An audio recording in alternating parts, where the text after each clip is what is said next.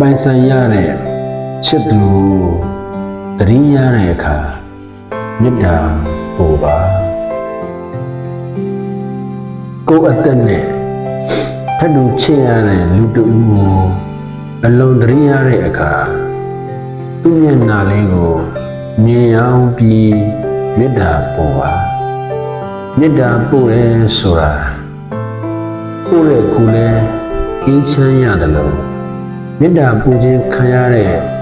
တစ်ဖက်လူကိုလည်းအေးချမ်းစေပါတယ်တရင်းရတဲ့အခါလွမ်းစွတ်တန်းတာနေမယ်ဆိုရင်ကိုယ်လည်းပူလောင်နေမှာဖြစ်တယ်လို့တစ်ဖက်ကလည်းအစဉ်ပြေပြေနေနိုင်မှာမဟုတ်ပါဘူးဒါကြောင့်ကိုယ်မပိုင်ဆိုင်ရတဲ့တစုံတဦးကိုတရင်းရတဲ့အခါဝမ်းနဲ့ဘူးဆွေးပြီးလွမ်းစွတ်တန်းတာနေမယ်အစားသူအစဉ်ပြေဖို့သူပျော်ရွှင်ဖို့မေတ္တာပို့ပြအောင်ပို့ပါမေတ္တာဘယ်လိုပို့ရမလဲဆိုတော့ဘုရားတပည့်တော်မပိုင်ဆိုင်ခဲ့ရသောတစုံတဦးသည်ယနေ့မှစ၍စိတ်ချမ်းသာခြင်း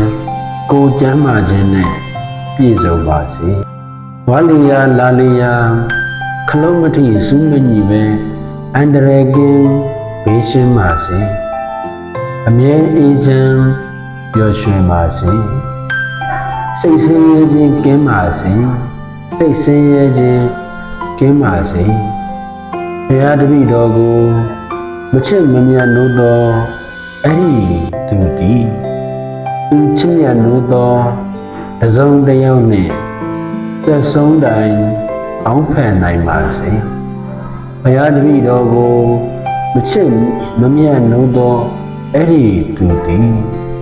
သူချစ်မြတ်လို့သောတစုံတစ်ယောက်နဲ့ပျော်ရွှင်စွာအတူရှိနိုင်ပြီးအခက်တွေကိုအတူတကွကြော်ဖြတ်နိုင်ပါစေဘုရားတပည့်တော်ကိုမချစ်မမြတ်လို့သောအဲ့ဒီသူဒီသူချစ်မြတ်လို့သောတစုံတစ်ယောက်နဲ့လည်းအစဉ်ပြေပြေရှိနိုင်ပါစေအဲ့ဒီလိုမေတ္တာပို့ရမယ်ဘုရားတပည့်တော်ပို့လိုက်သောမေတ္တာများသည်ထိုသူအားထိခိုက်စေလိုခြင်းအလျင်းမရှိသောကြောင့်မေတ္တာဆူရာတွေလည်းမဖြစ်ပါစေနဲ့ဗျာ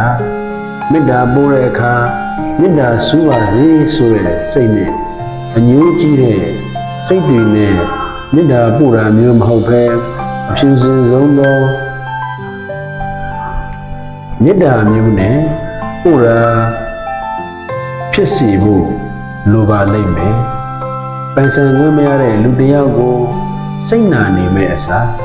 မေတ္တာပို့နိုင်အောင်ကြိုးစားခြင်းဟာမပိုင်ဆိုင်ရလေဖြစ်တယ်ရက်ဆက်သွားလဲဆက်ချစ်နေနိုင်တယ်ဆိုတဲ့အဓိပ္ပာယ်ပါလေဒါကြောင့်ဒီကနေ့ပြောသွားချင်တာက